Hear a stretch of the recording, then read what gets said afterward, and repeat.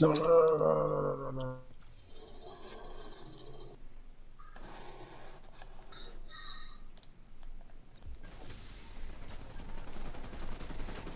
Yeah, that fucking turret's like getting deadly.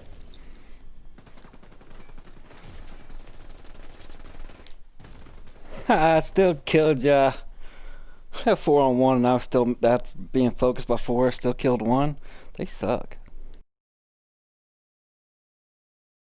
What is up, Gorilla Nation, and welcome back to a brand new edition and a brand new episode of Division 2.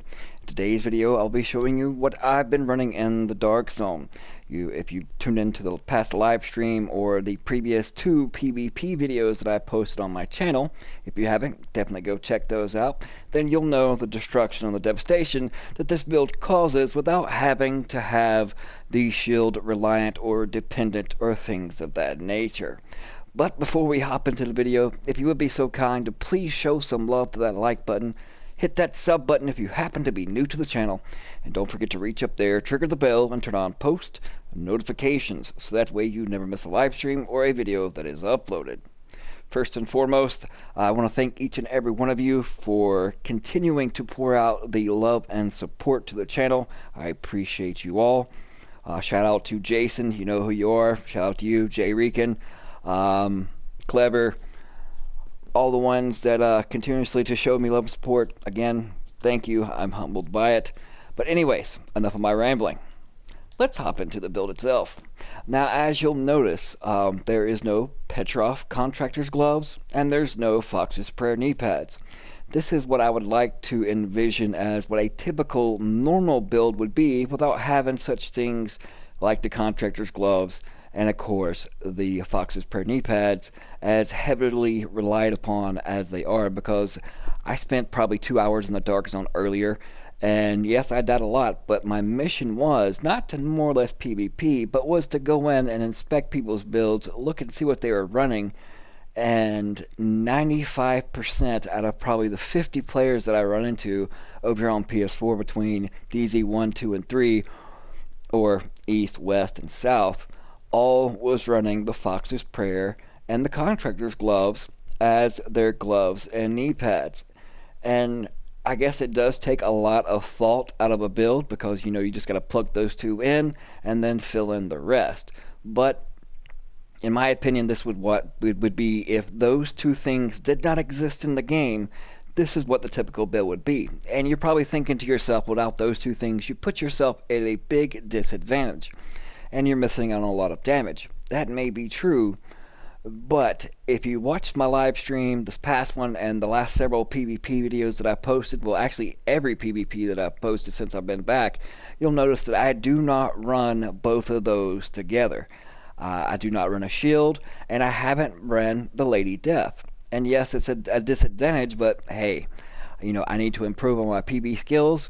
So how to improve is just to throw yourself in the fire and face adversity, and through that adversity you actually get better. Well, it may not count for me because I'm still trash at PvP, but I still hold my own, as you can see, either by facing me in the Dark Zone or by my videos.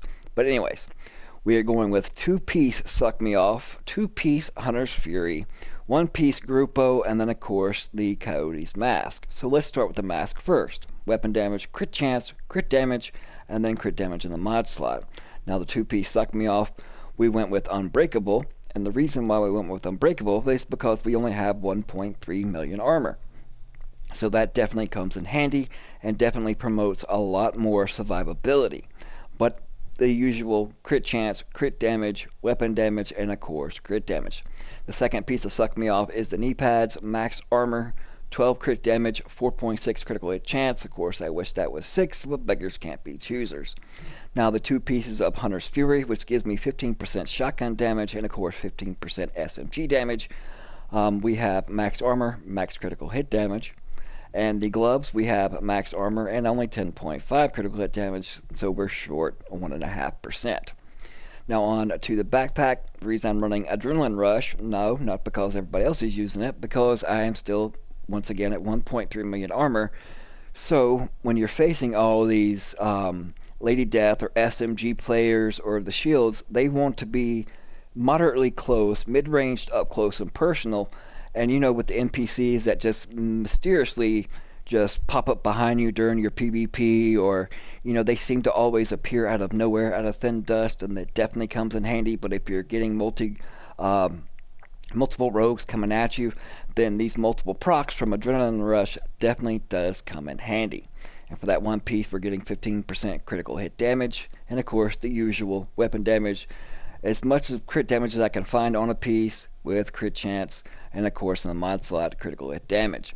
Now, if you have the same setup, your numbers will probably reflect differently because you've had more time, hopefully, than what I have so far in this past year, having that 8 months off, and just more or less just, I could go farm and, take a day off and just go farm for pieces, go to, and just loot Pacific zones, or or basically anywhere, change the loot pool to what I need, and probably come up with, almost near perfect pieces for what I'm running.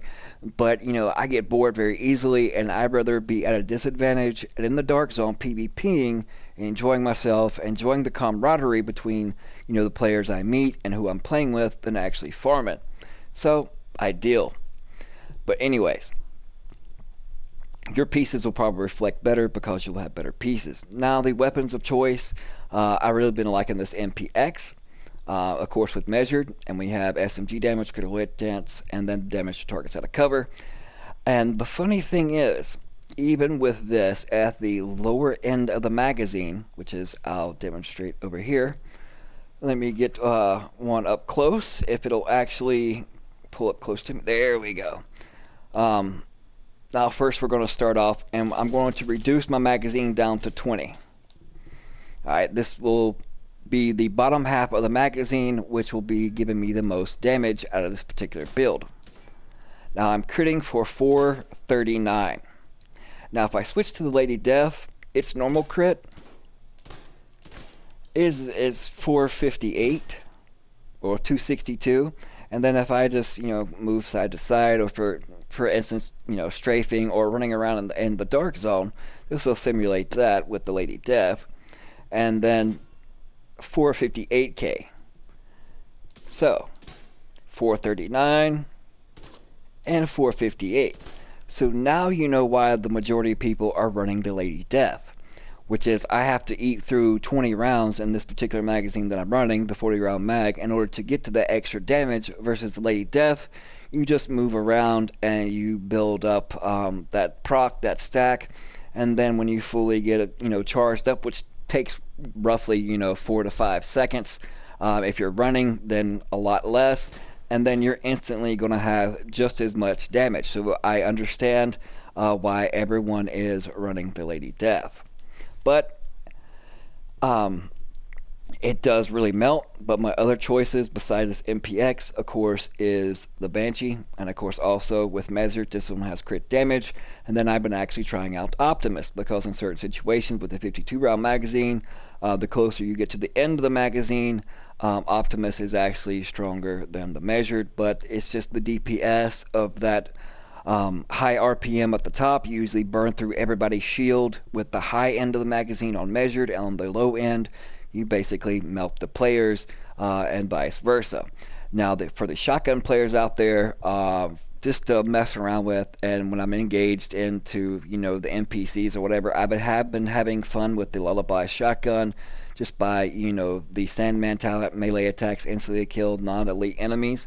But also it is hitting for 1.2 million armor, on 1.2 million damage. It has a 9% damage to targets out of cover, the 12% damage to armor, and also it kind of works out hand in hand. The Scorpio is really nice with this one because of all the stacks and the procs it give you. So from multiple facets, this build, even though I'm not running one piece of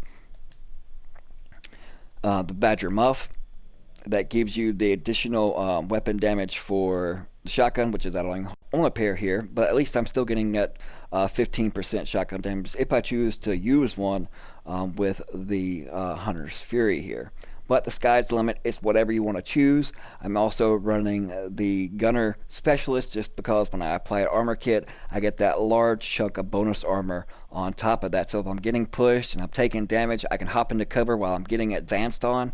pop an armor kit, I got the large amount of bonus armor coming from the med kit, and then when they're right up on me, I have adrenaline rush, and then of course, if they eat through that, if I'm getting focused by multiple people, then I can fall back to the unbreakable, and then I have the fixer drone, and of course the decoy. You can throw out the decoy, and it does mess around with their aiming if they try to L2 R2 L2 R2 as far as the aim shoot. It'll definitely lock onto that and kind of throw off their aim. So that's why most people are using the decoy. Now for stats in general, starting out first, we are at 59.8% critical hit chance, 156.1 critical hit damage. And you see we have no damage to armor. And then if we go on down, 54.8% all weapon damage bonus, and then we have 55% submachine damage. So total of 109. So works out really well. And then if you go to the stats of the Lady Death, 54.8 crit chance, and then 161.1 critical hit damage, and then that's 6% damage to armor. It is a lot of fun. It's outside of the norm of what everybody else is using as far as the same gloves, knee pads, same talent, same weapons with a shield. It'll definitely hold your own. And also the reasoning behind I have the 40-round mag, I get to the lower half a lot faster as far as that increased damage, but also it kind of helps me, since I don't use the Lady Death for that 32-round magazine, it helps me get more comfortable with having a lower size magazine.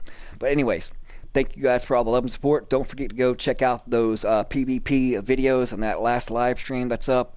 Check that out for all the PvP action and this build and doing its thing, showing you how it actually has tons of survivability, tons of damage, and you can hold your own in the dark zone without having to rely on Lady Death, the Contractor's gloves, and the Fox's prayer knee pads. I mean, if that's what you choose to use, I mean, I can understand, you got to use what's best, but it comes to a point, you're not using what's best, you're using it as a crutch.